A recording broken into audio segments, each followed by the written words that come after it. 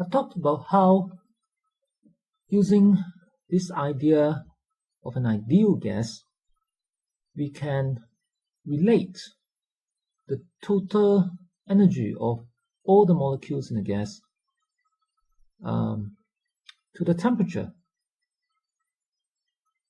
So this is the formula, that the total energy of the molecules is equal to this expression, as constant times the temperature. Right, constant here includes the number of moles of particles in the gas. Now, I want to talk a little bit about how we can use this idea, how this idea would work for a real gas.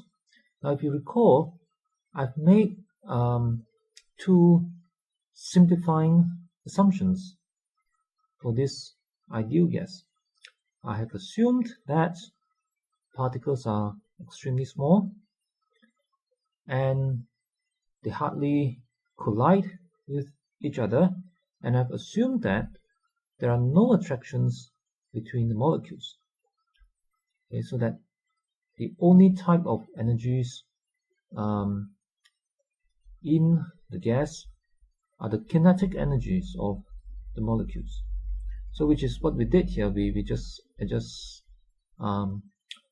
added up all the kinetic energies, and I call that the internal energy. Now let us now look at think about a real gas.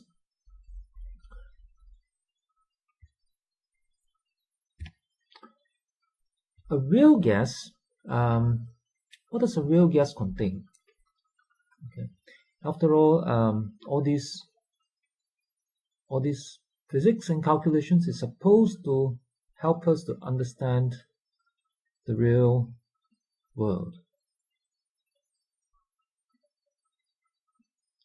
So let's say I have a box and there are these gases inside. Now, even in the best case, using the cleanest or purest gas we can prepare in the laboratory. Say this is a very this is a box of pure oxygen that is prepared in the laboratory. Even with a box of pure oxygen, most likely there would be some impurities, maybe from the air. There might be a little bit of other, you might have some other molecules like maybe nitrogen from the air that has crept in, maybe a little bit of dust particles that remains, and a little bit of water vapor, H2O molecules, and some other sort of particles. So that there might be some of this. Okay, but for now, let me just think that there is not much. Okay, so I can ignore it. But what I cannot ignore in a real gas of oxygen is the kind of things that are used in the assumption. Meaning, things like the size of the particles, or let's call it molecules, and the attraction between the molecules. So there would always be some attraction because molecules and atoms are made up of electrons and protons that have electrical charges So there would always be some attraction between molecules. Okay, and because the molecules actually have finite size, they're very small, no doubts, but we do have lots of molecules which are quite close together, so they do bump into each other. Sometimes. Okay. So both of these would make a difference. Now the ideal gas law and the formula for internal energy that we obtain. Let me write both down. Again here, the ideal gas law is PV equals to nRT, and the formula for internal energy is 3/2 nRT that we obtain from kinetic theory. Now in this case, as we recall, for an ideal gas there is kinetic energy only. Now but in a real gas, because there's attraction between the molecules, when there's attraction there is potential energy, right? This gives potential energy. Why does this give potential energy? Well, think about spring, right? We have studied the spring potential energy. Remember, when you stretch a spring, you have to do work, and when you release it, it springs back and change that work, that stored energy back into kinetic energy, like spring and like gravity. You know, gravity, when you drop a stone, it falls. Okay, when you lift a stone up, you do work against gravity, and that becomes stored as the potential energy. And when you let go, the stone falls and changes back to kinetic energy.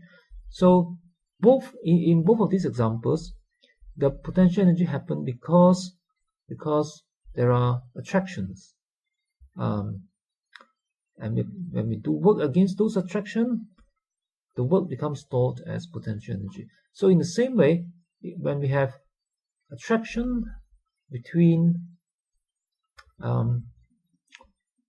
molecules, when they move apart, they have to do work against this attraction. Now there isn't actually someone holding the molecule and moving it apart. It's just that if they happen to move apart because, you know, they have opposite velocities, they will have to do work. They will still have to do work against the attraction. There isn't a person holding it and doing the work, but their own kinetic energy would do the work. Meaning that it's like when you throw a stone up, all right, after you let go, you're not doing the work, but the kinetic energy of the stone will do the work. So when the two molecules happen to be moving apart, they would actually slow down a little bit because of this attraction between them. So there is this important part of the energy in a real gas. In a real gas, let me write this down. In a real gas, the internal energy will be made up of kinetic energies from the velocities and potential energy because of the attraction. So there will be these two components, unlike in an ideal gas where we have only kinetic energy. So there would always be these two components. Okay. So, okay, we understand that. Now, what I'm going to suggest next is something about the idea of heat. Now, in the everyday usage of the word heat, we often associate heat with something that is hot. Right? We usually associate heat with something that is hot. And historically, for many hundreds of years, people have no idea what heat really is in terms of the things inside an object. And what is heat? Now, for many years, people have thought that heat is some kind of a liquid that appears when you heat something up and flows around in the body, some kind of imaginary, magical, untouchable, unseeable kind of fluid that flows around. Okay, so for many years, it has been this kind of idea. But since the development of our understanding about atoms, molecules, and in particular about real gases, with all these experiments on gases, for example, we understand now that the energy, the only kind of energy that we would have in a gas are the kinetic energy and the potential energy. And for a normal gas like oxygen, actually, it would say at room temperature, it would be mostly kinetic energy. All right, there is attraction, as I've emphasized, but at normal temperature, at room temperature, a box of oxygen would have just a very small amount, very small fraction of potential energy among the total. Okay, so it's mainly kinetic energy, and we know this for sure today. We can never be 100% sure, but we are very sure, quite sure, very sure from all the experiments that scientists have done over the centuries, particularly by measuring the amount of temperature change when you put heat inside and comparing with things like the pressure, and finding that all these equations and theories agree with experiments. So it is with this kind of development that we now understand that heat is not some magical fluid flowing around in a material. Heat is just about the kinetic energy and potential energy of the particles in the body. And so far, I've only talked about molecules in a gas. Now, the good thing about physics is that when we understand what happens to one thing, we can often apply it to another thing. So, like in this case, we have understood that if I put in some heat energy in a gas, okay, it has to be changed into the kinetic energy and potential energy of the molecules, simply because there are no other forms of energies that are possible with the molecules bouncing around. Not unless, when you heat it so hot that it starts glowing and then you get light energy. Right? So we won't go there. We just talk about normal room temperature. So when the heat, when you put in the heat energy, maybe from a fire or by immersing this in hot water, will be converted into kinetic energy, meaning the molecules will move faster, right?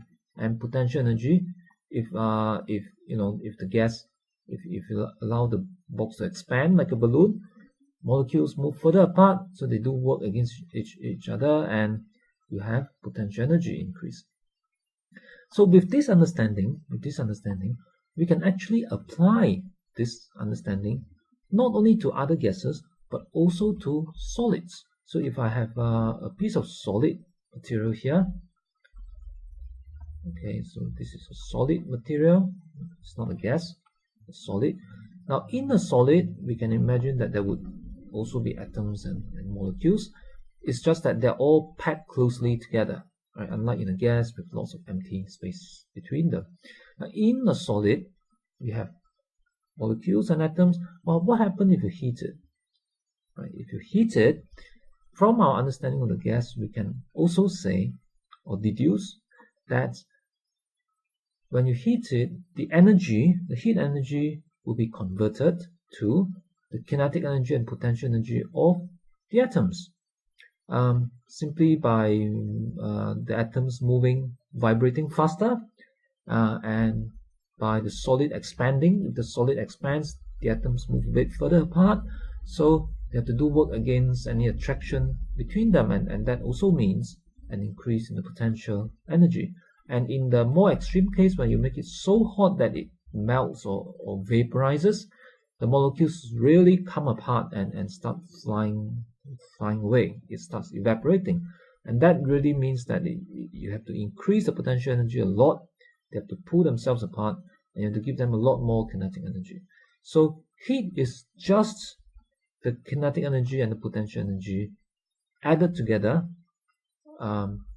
in a material, solid or gas or liquid.